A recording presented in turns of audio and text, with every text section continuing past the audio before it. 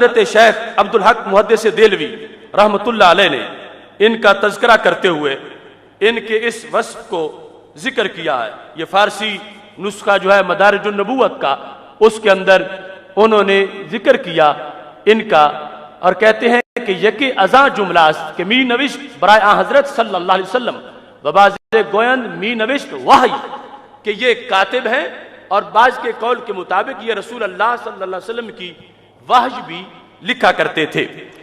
اس مقام پر یہاں پر فتح الباری شرح بخاری اور اس کے ساتھ البدایہ والنہایہ، اس میں جلد نمبر 8 صفحہ نمبر 512، اس پر ان کو کاتب واحج قرار دیا گیا اور جو حقیقت تھی اس کا اظہار کیا گیا. یہ میرے ہاتھ میں ہے جلد نمبر 8 البدایہ کی، اس کے اندر تفصیل کے ساتھ لکھا ہے خال المومنین و کاتب وحی رسول رب العالمین، کہ رب العالمین کے رسول علیہ السلام پر اتری ہوئی وحی کو لکھنے والے یہ حضرت امیر معاویہ رضی اللہ تعالی عنہ ہیں. ایسے ہی اس چیز کو ذکر کرتے ہوئے سیرت حلبیہ کے اندر امام نور الدین حلبی نے، یہ جلد نمبر 3 ہے سیرت حلبیہ کی، اس کے اندر صفحہ نمبر 458 ہے، اس میں انہوں نے یہ لکھا ہے، بلکہ انہوں نے جو اختصاص لکھا کہ امتیاز لکھا کہ یہ صرف کاتب وحی نہیں تھے بلکہ کاتب وحی لوگوں میں سے مخصوص کاتب وحی تھے.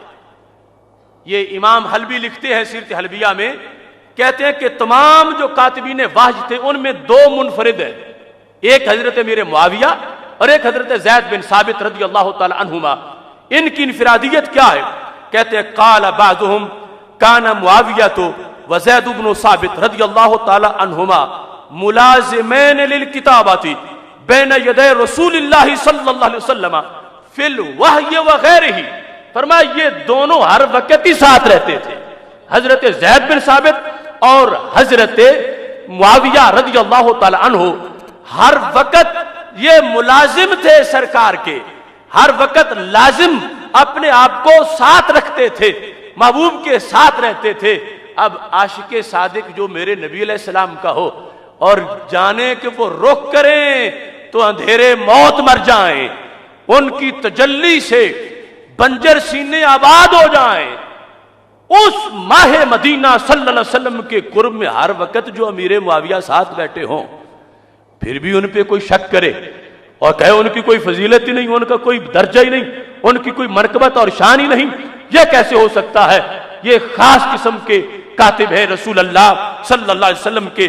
اور یہاں پر یہ لکھا ہے ملازمین للکتابات بین یدی رسول اللہ صلی اللہ علیہ وسلم فی الوحی وغیرہ. اور آگے کیا ہے؟ بڑی عجیب بات ہے، لا عمل لہما غیر ذالک، ان کا تو سوائے اس کے کوئی کام ہی نہیں تھا. سرکار دو عالم صلی اللہ علیہ وسلم بولیں یہ لکھتے جائیں، قرآن ہو یا غیر قرآن ہو. کیا شان ہے حضرت امیر معاویہ رضی اللہ تعالیٰ عنہ کی.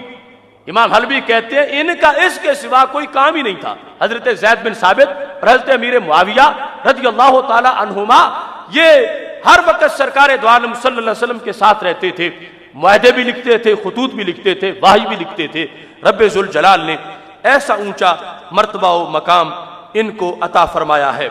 ایسے ہی کرمانی شرح بخاری، اس کے اندر بھی یہ ذکر ہے کتاب الوحی کے اندر، اور یہ بلکہ اس مقام پہ کرمانی کی یہ جلد نمبر 7 ہے کرمانی شرح بخاری، اس کے اندر یہ لکھا ہے صفحہ نمبر 418 پر لکھا ہے کہ احد کتاب الوحی، کہ حضرت امیر معاویہ رضی اللہ تعالیٰ عنہ وحی کے کاتبین میں سے ایک تھے. وحی کے کاتبین میں سے ایک نام حضرت امیر معاویہ رضی اللہ تعالی عنہ کا ہے. اس طرح دیگر بھی بہت حوالہ جات ہیں، چلتے چلتے بات فتاوی رضویہ شریف تک پہنچتی ہے. میرے امام نے جلد نمبر 26 کے اندر یہ لکھا ہے، جلد نمبر 26 حضرت امیر معاویہ رضی اللہ تعالی عنہ کے کاتب وحی ہونے کا ذکر، صفحہ نمبر 493 فتاوی رضویہ شریف. میرے نبی علیہ السلام نے کتنا نوازا ہے حضرت امیر معاویہ رضی اللہ تعالیٰ عنہ کو۔ اعلی حضرت فاضل بریلوی رحمۃ اللہ علیہ کہتے ہیں کہ حضور اقدس صلی اللہ علیہ وسلم پر قرآن عظیم کی عبارت کریمہ نازل ہوتی، عبارت میں اعراب نہیں لگائے جاتے، حضور کے حکم سے صحابہ کرام مثل امیر المومنین عثمان غنی، حضرت زید بن ثابت اور امیر معاویہ وغیرہم رضی اللہ تعالیٰ عنہم اسے لکھتے، ان کی تحریر میں بھی اعراب نہ تھے، یہ تابعین کے زمانے سے رائج ہوئے۔ تو اعلی حضرت فاضل بریلوی رحمۃ اللہ علیہ نے حضرت سیدنا امیر معاویہ رضی اللہ تعالیٰ عنہ کو صرف کاتب رسول اللہ السلام ہی نہیں مانا بلکہ کاتب وحی بھی مانا ہے اور اس چیز کو لکھا۔ اب دیکھو یہ کتنا افسوس ہے کہ آج کوئی بندہ تعجب کرے کہ حضرت امیر معاویہ رضی اللہ تعالیٰ عنہ دیکھو یہ کاتب ہیں سرکار کے، یہ کاتب وحی ہیں، یہ کیسے ہو سکتا؟ یعنی یہ ہے اس کے سبب کہ ہم اپنے ائمہ کی کتابیں نہ پڑھیں، ہم اس طرف متوجہ نہ ہوں، ہم ان کا تذکرہ نہیں کریں گے تو نسلوں کو کیسے پتا چلے گا کہ حضرت امیر معاویہ رضی اللہ تعالیٰ عنہ رسول اللہ صلی اللہ علیہ وسلم کے ساتھ ہر وقت رہنے والے صحابی کہ وحی بھی لکھتے ہیں، وحی کے علاوہ بھی لکھتے ہیں، اور یہ سارے ائمہ اس سلسلے میں اپنی وضاحت فرما رہے ہیں اور یہ تذکرے ان کے موجود ہیں۔ سیر اعلام النبلاء جلد نمبر 4 اس کے اندر اس چیز کی وضاحت موجود ہے کہ حضرت امیر معاویہ رضی اللہ تعالی عنہ ان کو کاتب وحی کے لحاظ سے صحابہ بھی تسلیم کرتے تھے، یعنی صحابہ کی روایت کے اندر ان کا اس طرح کا تعارف اور یہ تذکرہ بھی بالیقین موجود ہے۔ حضرت امیر معاویہ رضی اللہ تعالی عنہ کا یہ جلد نمبر 4 ہے، سیر اعلام النبلاء، امام ذہبی اس کے اندر وہ تفصیل کے ساتھ لکھتے ہیں جس بات کی طرف میں نے شروع میں اشارہ کیا تھا۔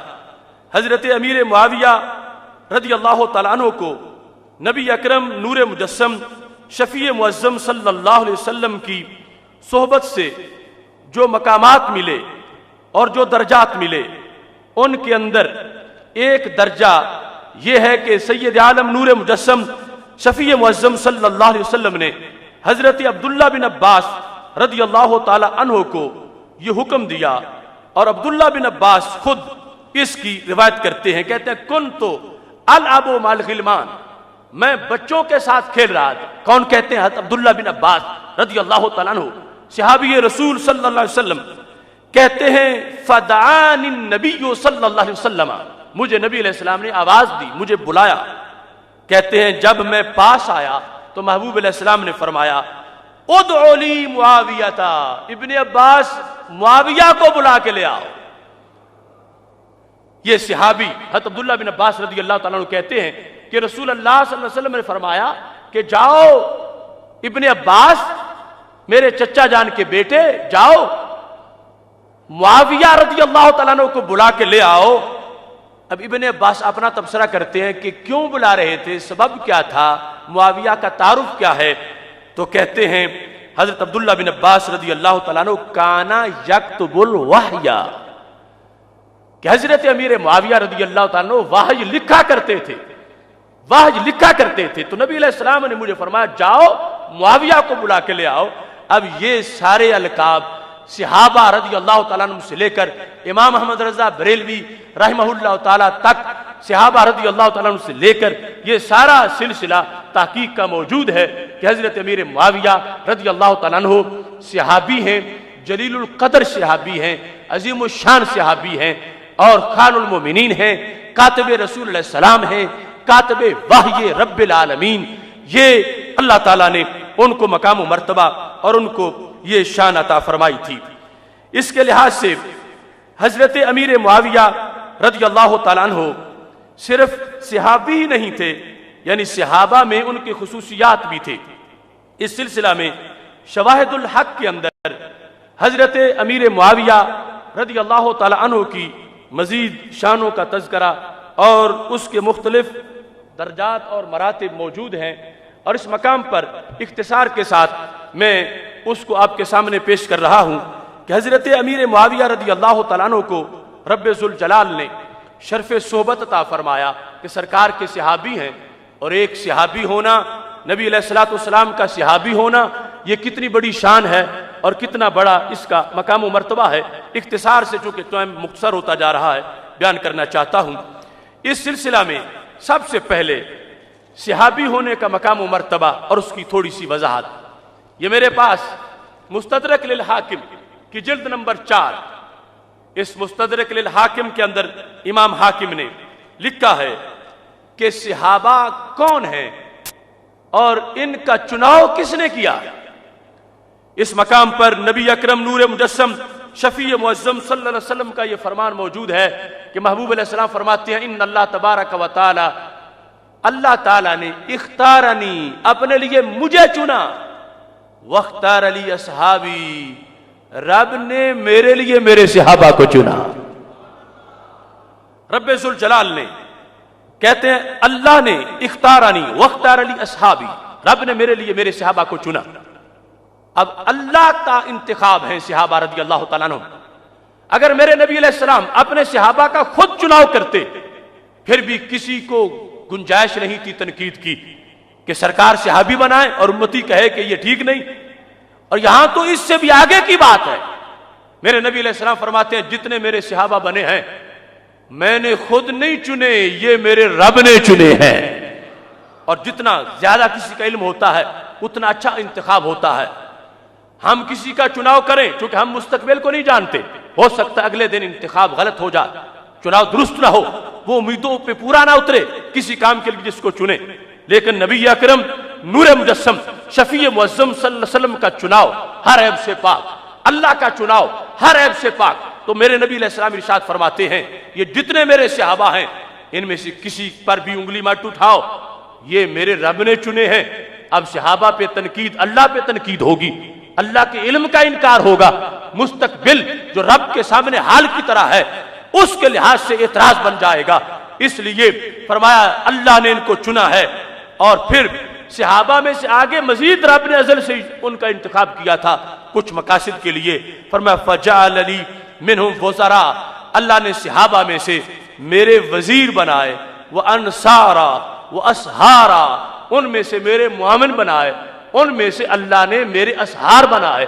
تو حضرت امیر معاویہ رضی اللہ تعالی عنہ نبی علیہ الصلوۃ والسلام کے صحابی بھی ہیں، اور پھر حضرت ام حبیبہ رضی اللہ تعالی عنہا کی نسبت سے اسحار میں بھی سے ہیں، برادر نسبتی ہونے کا بھی شرف حاصل ہے۔ اس واسطے انصار جو لغوی ہے ان میں بھی سے ہیں۔ یہ متعدد چناؤ ہیں، ان کا ذکر کر کے میرے نبی علیہ السلام نے ارشاد فرمایا فمن سبہم، جو میرے صحابہ میں سے کسی کو گالی دے فعلیہ لعنت اللہ والملائکہ والناس اجمعین، اس گالی دینے والے پر اللہ کی لعنت ہو، اللہ کے رسول علیہ السلام کی لعنت، ملائکہ کی لعنت، تمام لوگوں کی لعنت ہو۔